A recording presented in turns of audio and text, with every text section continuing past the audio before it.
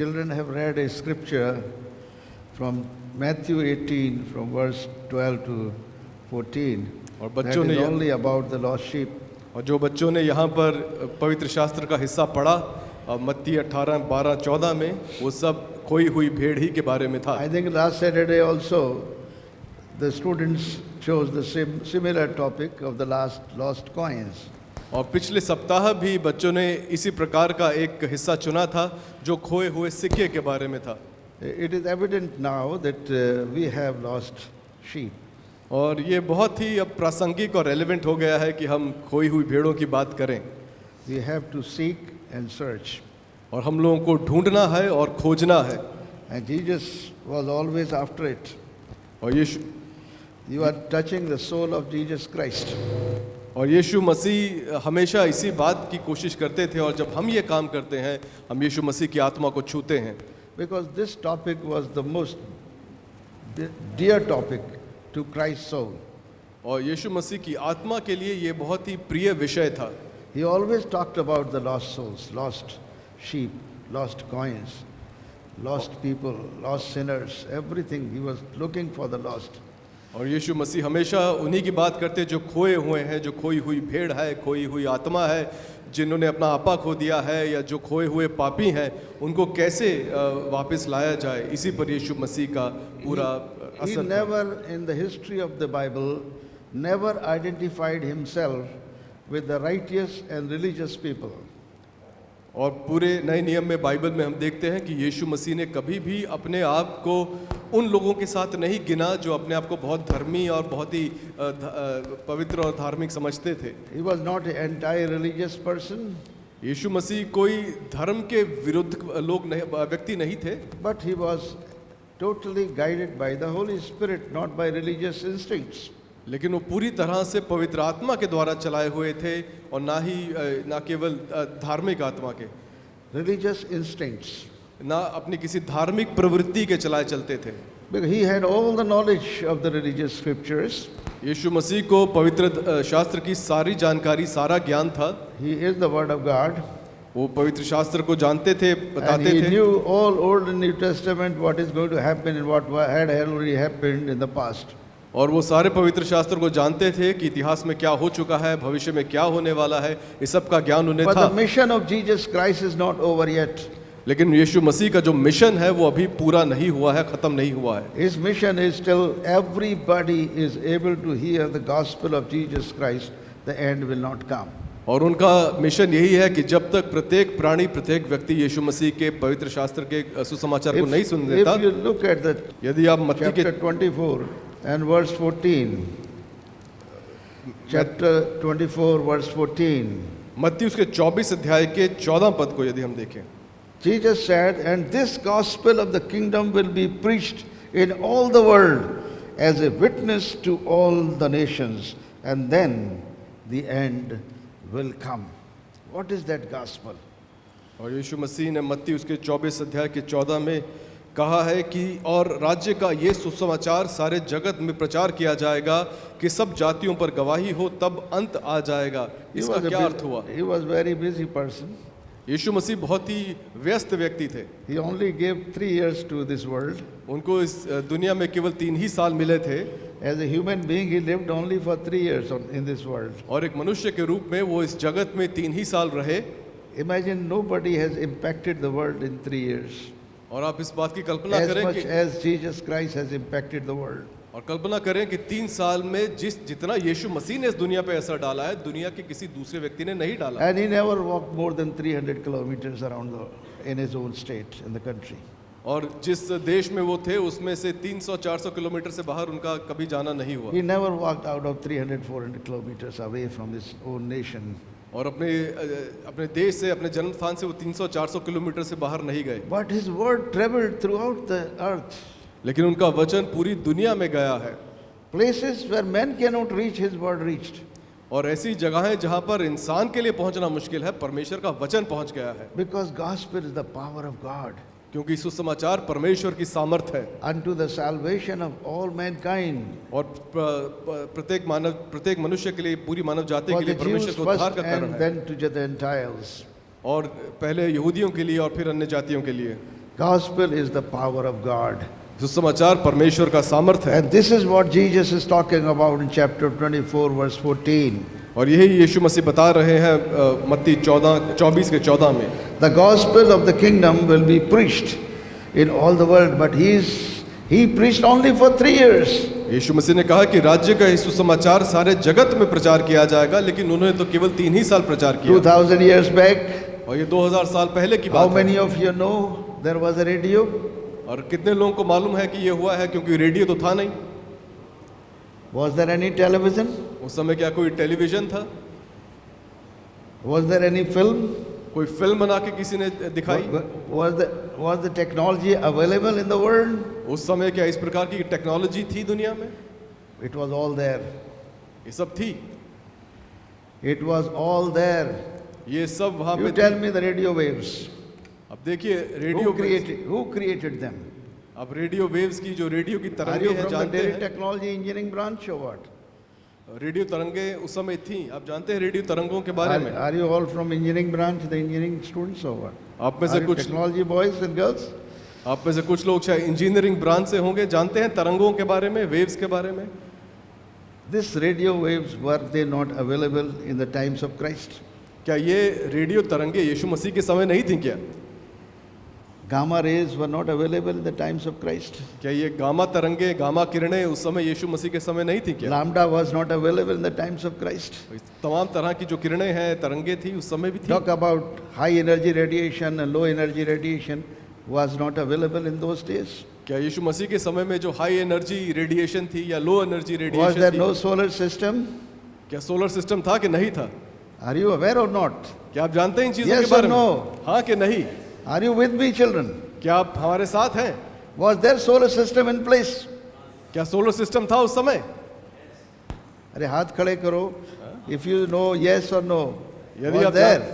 सौर मंडल था कि नहीं था? अगर था तो हाथ खड़ा करिए। So radio technology was there. अगर सौर मंडल था तो रेडियो तकनीक भी थी, The television technology was there. तो टीवी की तकनीक भी तो वहाँ थी। The only thing was man could not find it. वो थी, लेकिन उस समय मनुष्य ने उसको खोज नहीं की थी, Creator created everything right from the beginning. क्योंकि जो सृष्टि करता है उसने हर चीज की सृष्टि We शुरुआत ही से कर दी थी। we have invented and discovered. और हम लोग उसको ढूंढ रहे हैं, खोज रहे हैं, उसका आविष्कार कर रहे हैं। We have never created any waves. No radiation we have created ourselves. और हमने खुद से कभी किसी तरंगों का आविष्कार नहीं किया, हमने खुद से कभी कोई रेडिएशन नहीं बनाई। We have not created sound waves. हमने जो ये ध्वनि की तरंगे हैं, इनको भी हमने नहीं बनाया। But 2000 years back, can you tell me, was there sound wave? लेकिन अब आप बताइए कि 2000 साल पहले क्या ध्वनि की Were तरंगे sound थी या नहीं waves थी? available? क्या ध्वनि की तरंगे थी कि नहीं थी? The only thing was not identified. सिर्फ ये बात थी कि उस समय उसको पहचाना नहीं गया था। Was Jesus using the microphone and this magnification system for sound? क्या यीशु मसीह इस तरह के माइक्रोफोन का या पब्लिक अनाउंसमेंट सिस्टम का इस्तेमाल करते थे? Still his voice was heard for thousands of people. We can't even talk to the 500 people, and he was talking to 5,000, 10,000 people at one time in one place without microphone. और हम लोग यहाँ पे 200-500 लोगों से बात करना Without हमारे लिए PA मुश्किल है। system. और यीशु मसीह 5,000 से ज्यादा लोगों से खुले में एक समय पे बात करते थे बिना किसी पीए Because सिस्टम के, he is the creator. क्योंकि वो सृष्टि करता थे। He knew what he was doing. उनको मालूम था कि वो क्या कर रहे हैं। But I'm glad that he did not give more than 3 years in this world. लेकिन मैं खुश हूँ कि वो इस दुनिया में 3 साल से ज्यादा नहीं रहे, Had he been given more than 3 years, the end could have come early. क्योंकि हो सकता है कि अगर उन्हें 3 साल और मिल जाते तो जगत का अंत उसी समय हो जाता। Very disastrous.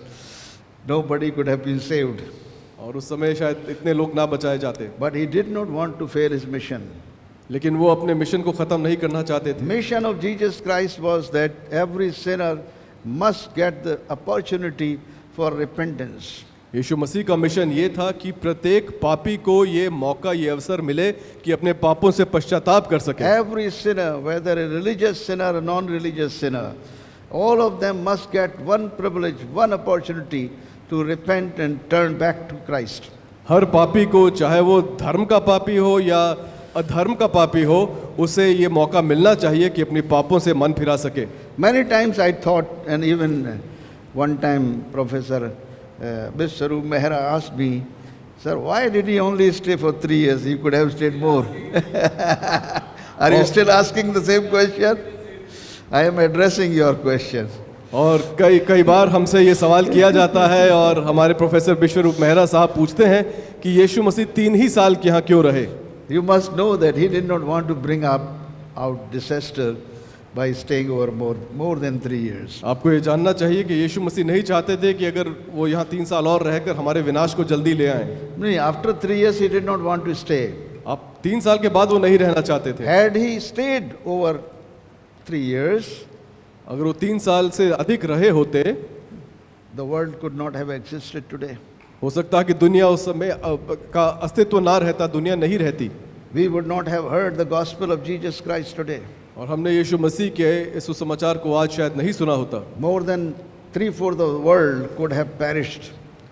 और 3/4 से अधिक जगत जो है वो समाप्त हो चुका होता, नाश हो चुका होता, And they could have ended in hell. और वो सब लोग नरक में पहुंच जाते। Because Jesus Christ never wanted anybody to go to hell. यीशु मसीह बिल्कुल नहीं चाहते, कभी भी नहीं चाहते कि कोई भी व्यक्ति नरक God में never जाए। designed hell for mankind. Okay, number one thing you should note it down. जो सबसे पहली चीज आपको याद रखनी चाहिए, नोट कर लेनी चाहिए, वो ये है कि परमेश्वर ने नरक को मनुष्य के लिए नहीं बनाया। Don't be afraid of hell. इसीलिए नरक से डरे नहीं। People are afraid of hell, लोग नरक से डरते हैं, but be afraid of the creator of the hell. लेकिन अगर आपको किसी से डरना है तो नरक को बनाने वाले सृष्टिकर्ता से डरें। Because he never intended the hell where the humans will be punished. No, not at all. और परमेश्वर का कभी भी ये इरादा नहीं रहा कि जिस मनुष्य को उसने बनाया है वो When नरक में जाए। when was hell created? तो ये नरक कहाँ बनाया गया? When was heaven created? और ये स्वर्ग कब बनाया गया? He never created hell. You know, it's not in the description of the Bible for the creation of hell. और आप देखेंगे कि बाइबल में नरक के बनाने का विवरण हमको नहीं मिलता है, But you will find the creation of heaven. लेकिन आपको स्वर्ग के बनाए जाने का God विवरण created मिलता है। heavens. परमेश्वर ने आकाश बनाया, But after the fall of the Lucifer, और लूसीफर के गिराए जाने के बाद he had to create a jail. उसको एक जेल बनानी पड़ी, He had to create a prison उसको एक कारागार बनाना पड़ा। in order to imprison the fallen angels. वो जो कारागार या वो जेल थी वो गिरे हुए जो पतित स्वर्गदूत थे उनके लिए बनाई गई। And some of them were thrown down in the first heaven. और उनमें से कई थे जो पहले स्वर्ग में गिराए गए, That was Lucifer along with. और उसमें लूसीफर भी था। And that is why the powers of darkness are always in the heaven, heavenly जो realms. अंधकार की ताकतें हैं वो स्वर्गीय स्थानों में है, The आकाशीय first स्थानों में। heaven is the atmosphere of the earth. और जो पहला आकाश है, पहला स्वर्ग है, वो इस पृथ्वी का एक वातावरण है। Second heaven is the solar system and all the stars and universes and all that you see. और दूसरा जो स्वर्ग है वो ये सौर मंडल का जो क्षेत्र है। और And the third heaven is above that canopy, above the canopy of the universe. और जो तीसरा स्वर्ग है वो इस जो भूमंडल है इसके ऊपर की जो छत्र छाया है उसके बीच है, उसके आगे है। So that is the heaven we are looking for. और वही वो स्वर्ग है जिसकी खोज हम कर रहे हैं। So Heavenly Father never created hell for His children. इसलिए हमारे स्वर्गीय पिता ने नरक का निर्माण मनुष्य के लिए नहीं किया। Look at Jesus spoke in Matthew 7. और देखिए कि यीशु मसीह मत्ती उसके 7 अध्याय में क्या कहते हैं। Matthew 7 and from verse 7. मत्ती उसका 7 अध्याय और उसके 7वें पद 7वीं आयत से। If you read from 7 to 12, then you will understand the entire context. और जो हम बात कर रहे हैं उसको आप अच्छे से समझेंगे यदि आप 7 से 12 तक Ask, it पढ़ेंगे। will be given to you. Seek, and you will find. Knock, and it will be open to you. मांगो तो तुम्हें दिया जाएगा, ढूंढो तो तुम पाओगे, खटखटाओ तो तुम्हारे लिए खोला जाएगा। For everyone who asks receives, and he who seeks finds, and him who knocks it will be opened. क्योंकि जो मांगता है उसे मिलता है और जो ढूंढता है वो पाता है और जो खटखटाता है उसके लिए खोला Or जाएगा। what man is there among you who, if his son asks for bread, will give him a stone?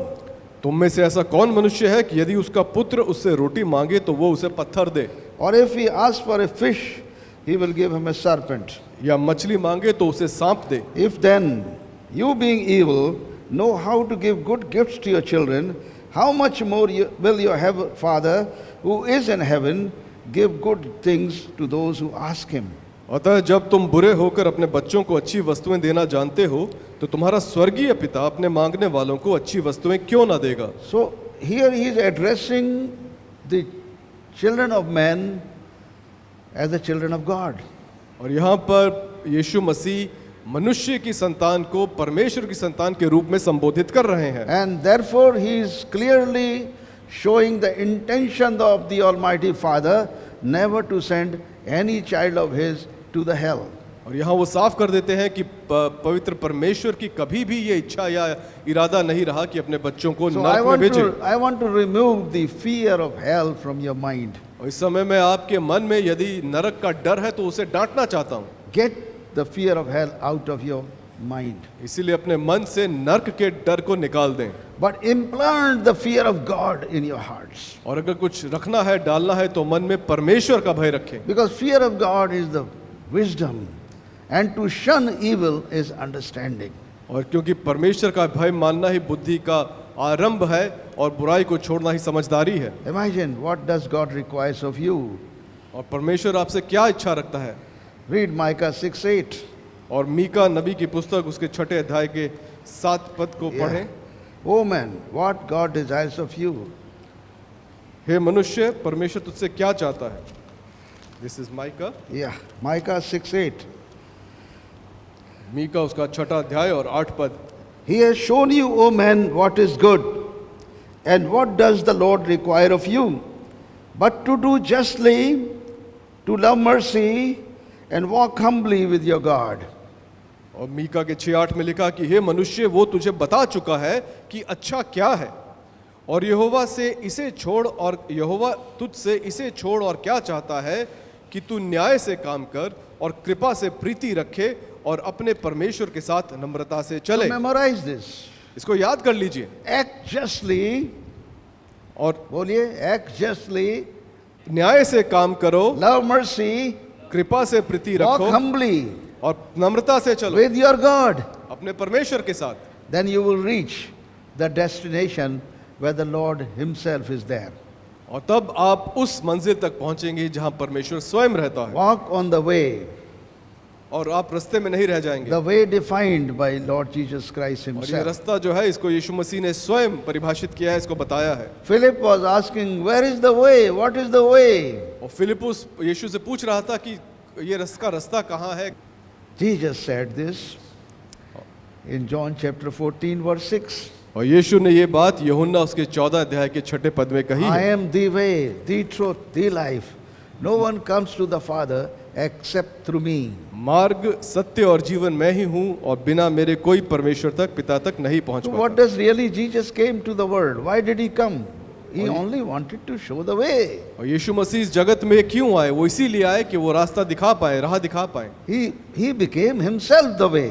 वो स्वयं ही मार्ग बन गए। Now you will say that, oh, Christian religion is the way. No, not at all. और आप में से कुछ लोग कह सकते हैं कि जो मसीही धर्म है, ईसाई धर्म है, ये रास्ता है।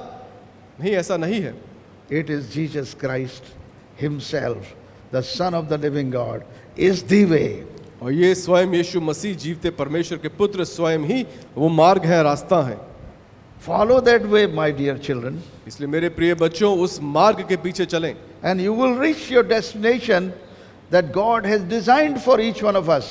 और आप उस मंजिल तक पहुंचेंगे जो परमेश्वर ने आप ही के लिए बनाई है। Therefore, God has never created hell for you and me. इसीलिए परमेश्वर ने आपके लिए और मेरे लिए नरक नहीं बनाया। Don't bother. If you die, you will go to hell. Who says it? इस बात की चिंता ना करें कि यदि मैं मर गया तो नरक में This जाऊंगा। is absurd teaching. और ये गलत शिक्षा है। I am against that hellish teachings और and मैं- creating the fear of hell in the minds of the people. और मैं इस शिक्षा के विरुद्ध हूँ जो लोगों के मन में इस डर को डालती है, नरक के डर को। But God wanted only one thing, that you must have the fear of God. लेकिन परमेश्वर केवल एक ही चीज चाहता है और वो ये है कि आप उसका भय माने। You should have fear of God. आपके मन में परमेश्वर का भय Then होना you will चाहिए become wise. और तभी आप समझदार या And when you shun the evil, you will become the man or woman of understanding. और यदि आप बुराई को त्यागेंगे तो आप समझ के और बुद्धिमान व्यक्ति बनेंगे। So what does the God require of you? परमेश्वर आपसे क्या चाहता है? He says you act justly, वो चाहता है कि आप न्याय से काम love करें mercy, और कृपा से प्रीति रखें walk humbly और नम्रता से चलें with your God. अपने परमेश्वर के साथ। You will say, I have not seen God. Where is the God? और आप कह सकते हैं कि मैंने तो परमेश्वर को देखा ही Oh, नहीं है, 2000 years back, वो तो 2000 साल पहले आया था the God himself became man. जब परमेश्वर स्वयं मनुष्य बना था। He is a historical figure, not a mythical person. वो एक ऐतिहासिक व्यक्ति है, वो कोई मनगढ़ंत आदमी नहीं है, He is not a mythical, काल्पनिक नहीं है. वो काल्पनिक व्यक्ति नहीं है। He is a real person born of a Virgin Mary. वो वास्तविक व्यक्ति है जो कुंवारी मरियम से पैदा हुआ He took human birth, और उसने मनुष्य के रूप में जन्म लिया, but not like humans. लेकिन वो मनुष्य जैसा नहीं था। By the Holy Spirit hovering over the Mother Mary, और पवित्र आत्मा ने माता मरियम पर and the साया Spirit किया of the Son of God, the और- Spirit of the Son of God that was pre-existent, और परमेश्वर के पुत्र का आत्मा जो पहले से ही था, he was in the Spirit with the Father. वो आत्मा में परमेश्वर पिता के साथ था He came into the womb of the mother, और वो माता मरियम के गर्भ में आया and there he took the flesh. और वहां पर उसने मांस लिया, Full शरीर 9 लिया months, full 9 months, and took the birth as a child, और as पूरे- a baby of the human being. और पूरे 9 महीने वो माता मरियम के गर्भ में रहा और समय अनुसार वो मनुष्य के रूप में पैदा हुआ, Because he did not want to make God as an abstract. क्योंकि वो ये नहीं चाहता था कि परमेश्वर कोई एक काल्पनिक या अमूर्त He चीज did हो। not want to show the God as imaginations, वो नहीं चाहता था कि परमेश्वर केवल हमारी कल्पना का, हमारी सोच का but he हिस्सा बने, wanted to show God as perfect human being present among the human beings. और वो चाहता था कि मनुष्य देखे कि परमेश्वर किस प्रकार से मनुष्यों के बीच एक सिद्ध पुरुष की तरह रहता है। I don't think I would have hardly understood the God if Jesus had not come to the world. और मुझे नहीं लगता कि मैं परमेश्वर को अच्छे से समझ पाता अगर यीशु मसीह दुनिया में ना आते तो। We understand God only through Jesus Christ. हम परमेश्वर को केवल यीशु मसीह के द्वारा ही जानते हैं। Every attribute of godliness, every character, every genetic gene of God is in Jesus Christ alone. और परमेश्वर के जितने भी लक्षण हैं, चाहे वो अनुवांशिक के यानी जेनेटिक्स के हों, वो सब परमेश्वर के यीशु मसीह में मौजूद थे। He carried the gene of the Almighty God the Father. और प्रभु यीशु मसीह ने अपने पिता परमेश्वर का जो डीएनए या जीन था उसको अपने शरीर में धारण किया, And therefore he transfused the blood into the sinful man. और इसीलिए उसने अपना रक्त, अपना लहू पापी मनुष्य के लिए दिया। Transfusion. You understand? ट्रांसफ्यूज कर दिया, यानी Means उसमें a चढ़ा दिया। dead person who is dying in the hospital and needs blood, you don't go to the slaughterhouse and get the blood of the animals, do you? आप जानते हैं कि जब कोई व्यक्ति बहुत बीमार होता है, मरने के करीब होता है, उसको खून चढ़ाना पड़ता है। वो खून लेने के लिए आप किसी कसाई खाने या बूचड़ खाने में नहीं जाते कि वहां से किसी जानवर का खून ले आए, But you look for a man donor, blood donor. और आप ऐसे किसी डोनर का लहू ढूंढते हैं जो मनुष्य हो। So for the sanctification and for giving new life to the human beings, the blood donor came from the heaven. और इसलिए पापी मनुष्य को जीवन देने के लिए, एक पवित्रता का जीवन देने के लिए जो उसका ब्लड डोनर था वो स्वर्ग से उतर के आया। What a wonderful idea of God. और ये परमेश्वर कितना ही महान विचार है। And that idea ultimately crystallized. We have seen it in the world 2000 years ago. और ये जो पूरा परमेश्वर का विचार था, इसने एक साकार रूप ले लिया 2000 साल पहले। Therefore, my dear children, इसलिए मेरे प्रिय बच्चों, understand the reality of God. परमेश्वर की वास्तविकता को समझिए। Don't be misguided by the affairs of this world that are always making you confounded of the idea of God. और इस तरह की दुनिया में जो चल रहा है उस पर मन ना लगाइए, क्योंकि वो आपके मन को अपने रूप से बदलना चाहता है। Confounded, that means अपने रूप में ढालना no, चाहता no, no. Confounded means like creating confusion and diverting the minds. तो ये जो जगत है ये आपको बहकाना चाहता है, आपको भटकाना चाहता है अपने सारे प्रपंच That is से। why I wanted my interpreter to be an English professor. I'm glad that he could do it. So praise God for that. तो परमेश्वर का धन्यवाद करते The हैं। heir of the world, the heir of the world. जो इस दुनिया का उत्तराधिकारी है, No, heir of the world. Heir. A-I-R. Okay, जो इस दुनिया का पूरा वातावरण है, जो इसमें जो एक हवा है। हवा है, The heir of the world is trying to confound human beings away from God. ये जो इस दुनिया की हवा है, जिसको हम कहते हैं कि हवा चल रही है, ये हवा मनुष्य को परमेश्वर से दूर ले जाना चाहती है। And therefore you must understand where you should really take the shelter. इसीलिए आपको जानकारी होनी चाहिए, समझदारी होनी चाहिए कि आप एक अच्छे शरण स्थान में चले जाएं, क्योंकि तूफान आपको ले जा रहा है। When there is a heavy wind, what should you do? और जब तेज आंधी चल रही है तो आपको क्या करना चाहिए? Don't stand under a tree.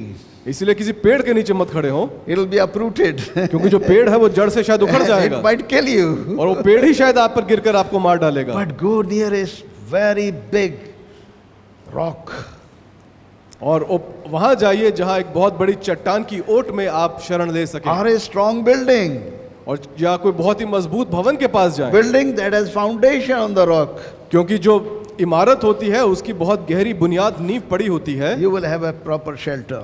और वहीं पर आपको शरण के लिए जाना An चाहिए। heir of the world will not be able to harm you. क्योंकि जो दुनिया की हवा है, दुनिया की आंधी आपको वहां पर नुकसान नहीं पहुंचा पाएगी। And that rock of salvation is no other but Jesus Christ और himself. इसीलिए जो आपका उद्धार है वो प्रभु यीशु मसीह के सिवा और किसी में नहीं। It's very true that having your faith in Jesus Christ is like having shelter in a big rock, unshakable, immovable rock. इसीलिए यीशु मसीह में हम लोग जब खड़े होते हैं, अपनी शरण लेते हैं, तो इसका मतलब यह है कि हम एक बहुत बड़ी ना हिलने वाली चट्टान की ओट में शरण ले रहे हैं। See, look at the Proverbs 18 verse 10. और That says, the name of the Lord is a strong tower. The righteous run to it and are safe. नीति वचन 18 में लिखा है, नीति वचन 18:10 में कि यहोवा का नाम एक दृढ़ गढ़ मजबूत चट्टान के रूप में है, Yes. जहां पर धर्मी लोग आसरा पाते हैं, शरण पाते हैं। हम उसको And they are वचन से safe. सीखेंगे, And they are safe. और वो बचाए जाते हैं। यहोवा का नाम दृढ़ गढ़ है, धर्मी उनमें भागकर सब शरण दुर्घटनाओं से बचता है। Like in Psalm 125, if you go, I'm just trying to take you to the biblical words, there are still like a rock standing for our faith. और यहाँ पे भजन संहिता 15 में भी 125 में यदि हम देखें, Those who trust in the Lord are like Mount Zion. जो यहोवा पर भरोसा रखते हैं, ये पहला पद है 125 भजन का, जो यहोवा पर भरोसा रखते हैं वो सिय्योन पर्वत के समान है, Which cannot be moved and जो- abides forever. जो टलता नहीं वरन सदा बना रहता है। Imagine when you are taking shelter in the Lord, you yourself become like a Mount Zion, Mount Himalaya. और सोच कर देखिए कि जब आप परमेश्वर में शरण लेते हैं तो आप स्वयं एक पर्वत बन जाते हैं, जैसे कि ये सिय्योन पर्वत है या हिमालय पर्वत है। You know, like King David, he had a long experience of his life walking with the Lord. और आप जानते हैं राजा दाऊद को, जिसका परमेश्वर के साथ चलने का बहुत लंबा अनुभव था। He fell and he rose. He fell and rose, वो गिरा और फिर खड़ा हो गया, but the Lord raised him up. और क्योंकि परमेश्वर ने उसे खड़ा किया था, I have seen the Lord for a long time now. और मैंने लंबे समय से स्वयं देखा है, And I was never shaken because he was present always with me. और मैं कभी भी हिलाया नहीं गया क्योंकि परमेश्वर सदा मेरे साथ I बना never रहा। lost my confidence.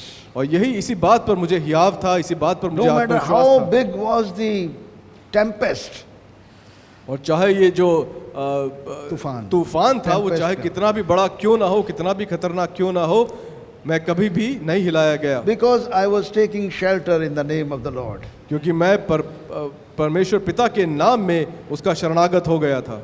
And when we are in the Lord, we और are जब- also immovable and unshakable.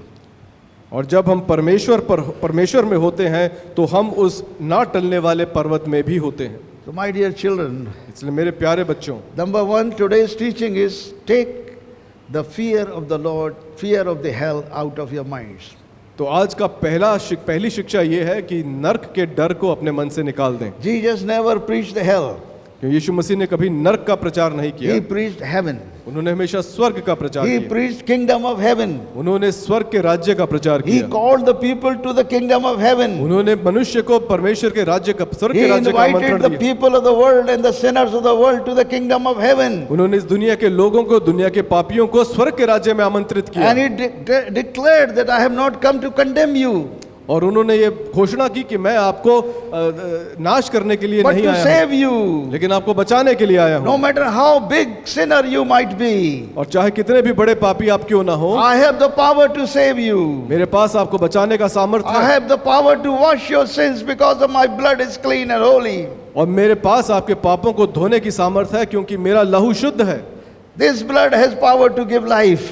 और उसके लहू में ये ताकत है कि वो जीवन दे, And the blood will never die, never perish if there is no sin. और वो The blood will never perish or die or decay or corrupt where there is no sin. और वो जो लहू है वो कभी भी सड़ाहट से नहीं भरेगा, कभी भी निष्फल नहीं होगा जहाँ पर पाप नहीं है, And that's the blood of Jesus. और वो स्थान केवल यीशु मसीह ही है, And He is willing to transfuse into our veins today. और वो यीशु मसीह उसी रक्त को हमें चढ़ा देना चाहते हैं, ट्रांसफ्यूज करना चाहते हैं कि हमारी धमनियों में वो चले, He wants to transfuse that blood into our veins. और वो चाहता है कि हमारी वेन्स यानी हमारी धमनियों में, हमारी नाड़ियों में प्रभु यीशु He मसीह का wants लहू to दौड़े, transfuse that blood into our mind.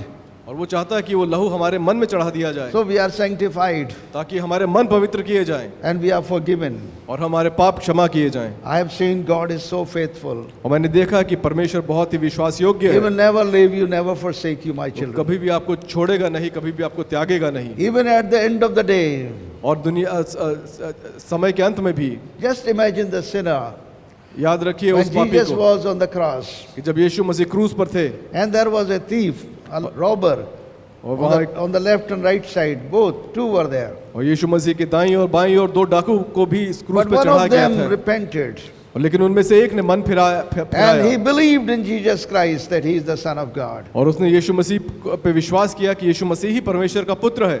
He says, Lord, when you come into your kingdom, remember me. उसने कहा कि जब तू अपने राज्य में आए तो मुझे स्मरण रखना।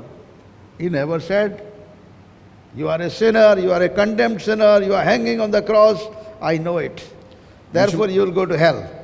यीशु मसीह ने ये नहीं कहा कि मैं जानता हूं कि तुमको तुम्हारे पापों के कारण ये सजा मिल रही है, तुम यहाँ क्रूस पर चढ़ाए गए हो और तुम्हें नरक में But जाना Jesus पड़ेगा। is willing to save a condemned sinner. लेकिन यीशु मसीह उस पापी को जिस पर दोष लगाया गया था उसको बचाने That के लिए तैयार Jesus we था, preach in this world today.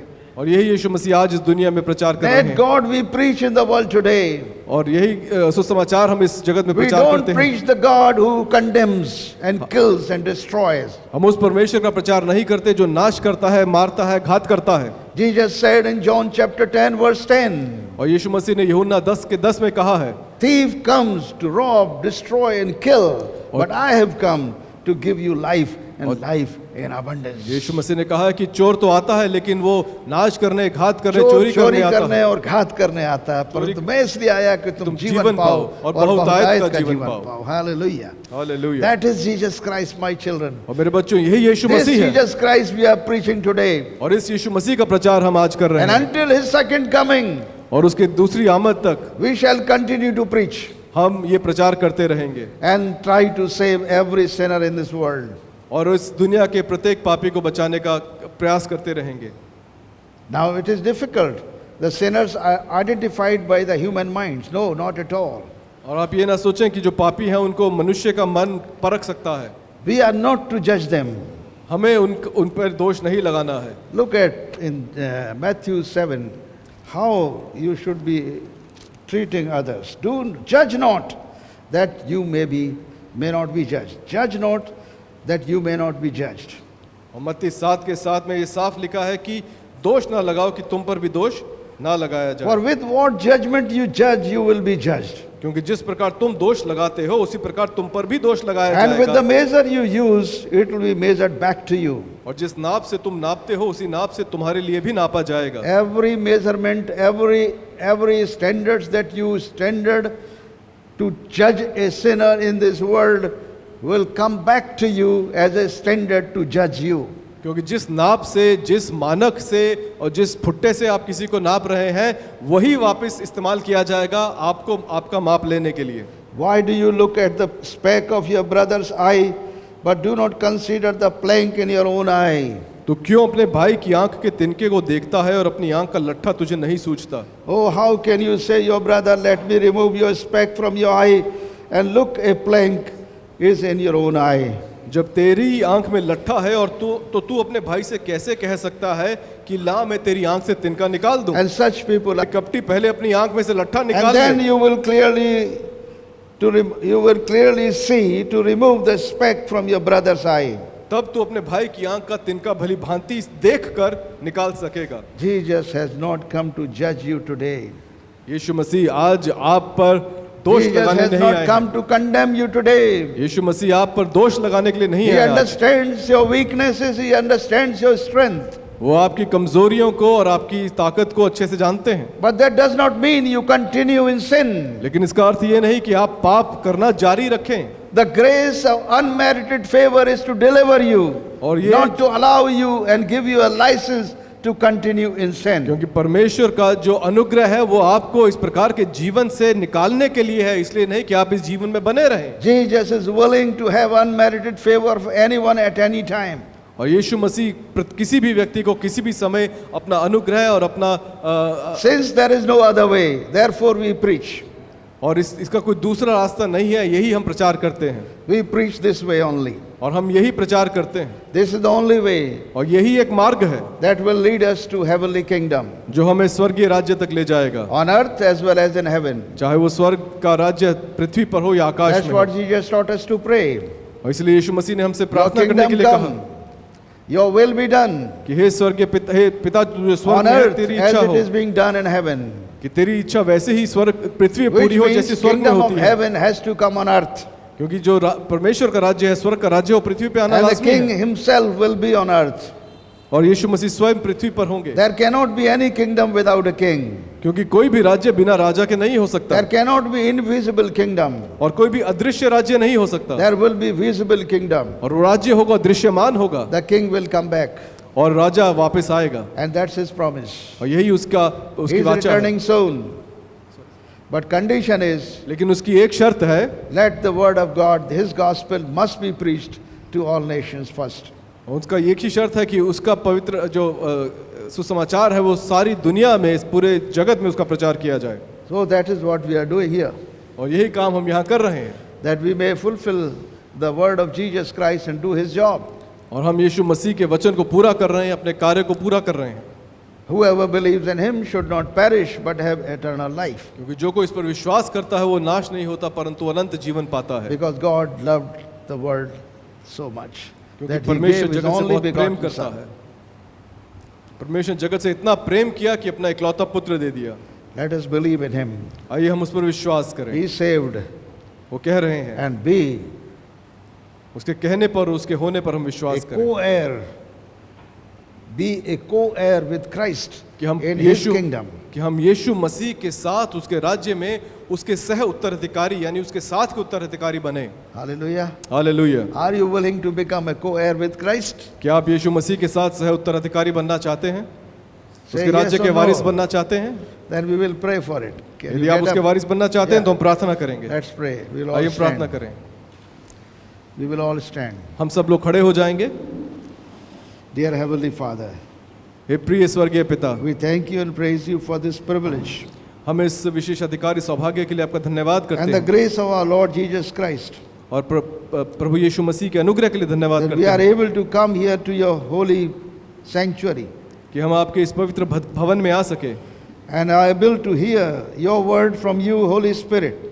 और हे पवित्र आत्मा, मैं आपसे आपका वचन जानना चाहता हूँ, Because I prayed, let the meditation of my heart and words of my mouth be acceptable in your sight, O holy God. क्योंकि मैं चाहता हूं कि मेरे मुंह के बोल और मेरे मन के विचार आपकी दृष्टि में ग्रहण योग्य हों। Thank you, Lord, धन्यवाद पिता, for this gospel of kingdom. कि राज्य के सुसमाचार के लिए आपका May धन्यवाद। God bless every child that is hearing here. और जो इस समय यहाँ पर May प्रत्येक God bless all those who will hear this gospel of Jesus Christ, the mercy and grace of Lord, that is abundant for every one of us to be saved. और जो यीशु मसीह के इस सुसमाचार को जो कृपा और अनुग्रह से भरा हुआ है, जो उसको सुन रहा है, हमारी प्रार्थना है कि वो उससे बचाया जाए His love is overflowing और उसका प्रेम हमारे मन से उमड़ कर निकले, like a rivers of waters from heaven to earth. उन नदियों की तरह जो आकाश से पृथ्वी तक आती हैं। Oh, wonderful Jesus, we thank you for your love. हे प्रभु यीशु मसीह, हम आपका धन्यवाद करते हैं। Thank you for the Holy Spirit being overflowing in this world today. और धन्यवाद करते हैं कि आज पवित्र आत्मा इस जगत में उमड़ कर आ रहा है। Let the rivers of living water flow out of our hearts और as we believe in the word of God. और उन लोगों के दिलों से प्रभु आपके जीवित वचन का एक सोता निकले जिसमें लोग विश्वास कर पाए। We ask this prayer in the name of Lord and Savior Jesus Christ. और इस प्रार्थना को प्रभु यीशु मसीह के मीठे नाम से मांगते हैं। Now the grace of Lord Jesus Christ and the love of God and the fellowship of the Holy Spirit be with you all, now and forevermore. Amen. आमीन।